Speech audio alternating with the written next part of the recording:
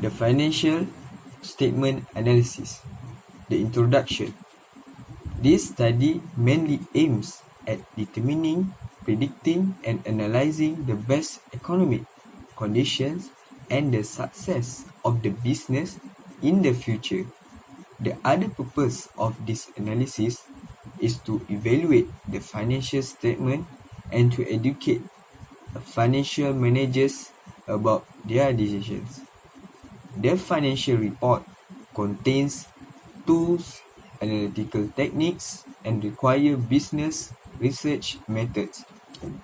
This provides a monitoring method for evaluating funding, spending, and operational activities, and assessment method for management decision and other organizational decisions. Assalamualaikum warahmatullahi wabarakatuh.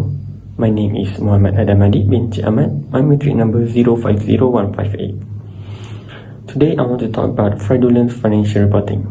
So what is fraudulent financial reporting? Fraudulent financial reporting is the intentional misrepresentation of a firm's financial statement which the aim to give investor impression about the firm's operating performance and their profitabilities. There are three fraudulent financial reporting. First is profitabilities, second is liquidities, and third is solvency. First, let's talk about profitability. The growth in revenue and the profit growth ratio are a significant predictor for profitabilities and improved performance, while fast business can be sign of financial statement manipulation. Based on the gross profit margin ratio in London Biscuit Berhad and Ika Noodles Berhad, there are no signs of sudden increase in the growth in revenue and profit. Also, the sales performance in the recently third year show the normal company growth in the economy. Second is the liquidity. The greater a company liquidity, the greater its financial health. If the result is greater than 1, this means that the business has a good capital margin and can pay its debt without compromising its investment. If the result is very close to 1, this means that the company has just enough to honor its debt and will not have any resource left over after eliminating them. If the result is 0 or lower, this means that the company doesn't have enough to pay its creditor. The third and the last one is solvency. The lower a company's solvency ratio is, the greater the profitability that company will default on its debt obligations. A debt to asset ratio above 50% could be cause for concern. A debt to equity ratio above 66% is cause for further investigation, especially for firms that operate in a. That's all from me for fraudulent financial reporting. Now we jump to financial analysis. These analyses are made for 3 years, 2016, 17, and 18. First, profitability ratio. For gross margin profit for London Biscuits is maintained increase, and for Ika Noodle has drastically increased from negative 34.3 at 2016, negative 6.7 at 2018, and 2019 it has positive value 19.5. Then for return on asset, London Biscuit for 2016 is 2.5 at 2017, decreased from 2.5 to 0.5. But in 2018, the value is increased to 1.67. For Ika Noodle, is instantly increased from 2016 to 2018. As we can see, from negative 7.6 in 2016 to negative 9.28 in 2017, and In 2018, it has the value is negative 6.76. Okay, although it is in negative value, but it shows that the Ika noodles instantly has great performance from 2016 to 2018. Next, we go for liquidity ratio for London Biscuit and Ika noodle from 2016, 2017 and 2018. For current ratio for London Biscuit from 2016 to 2017, the value is remain the same at 1.2%, and for 2018 it's decreased to 1.1%.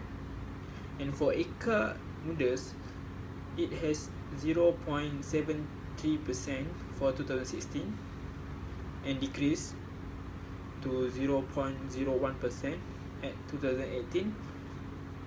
But in 2018 it has increased again from 0.06% to 0.1% at 2018. Now we can see that London Biscuit has more resource to meet its obligation for short term than Ika noodles. For quick ratio, London Biscuit is maintained at 1.1% for 2016 and 2017. But for 2018, it is slightly decreased from 1.1% to 0.98%. For Ika noodle, it has value under 1%, that is 0.73% at 2016 and 0.04 at 2017 and 0.07 at 2018. Now we can conclude that Ika's noodles have difficulty to meet their current obligation as it has liquidity ratio is under 1%. Okay, hi. I will continue to operating segment, which London Biscuit Berhad is engaged in the manufacturing and trading of confectionery and other related foodstuff. The company segment include manufacturing, trading, and others. The other segment represent companies in the business of investment holding and letting of properties.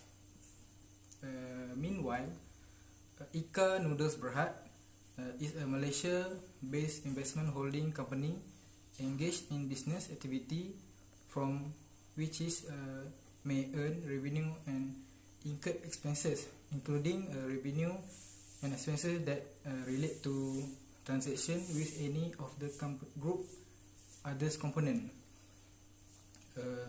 The group operates in manufacturing and marketing of all type of rice and sago sticks, sago starch, and related product in Malaysia.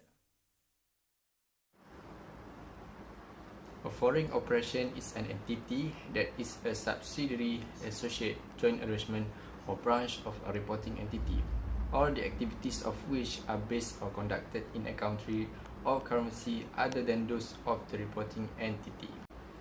Both company London Biscuit Berhad and EKA Noodles Berhad does not have any transaction and balances that are denominated in currencies other than Ringgit Malaysia, and hence is not exposed to foreign.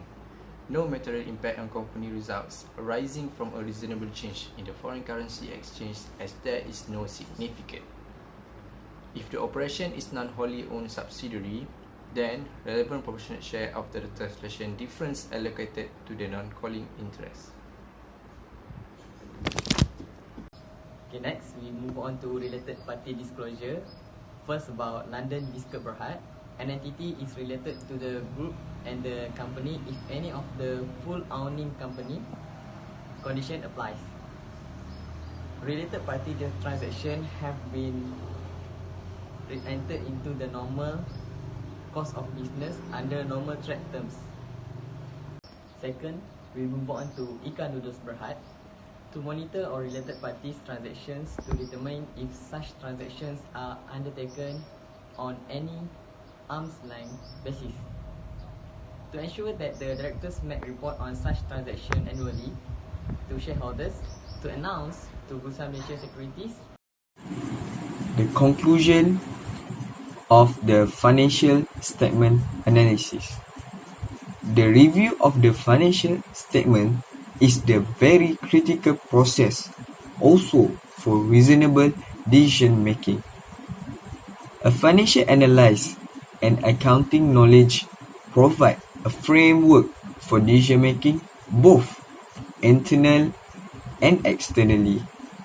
The review of the financial statements helps one to determine the financial position and how the accounting has been conducted and what are potential trends of the sector.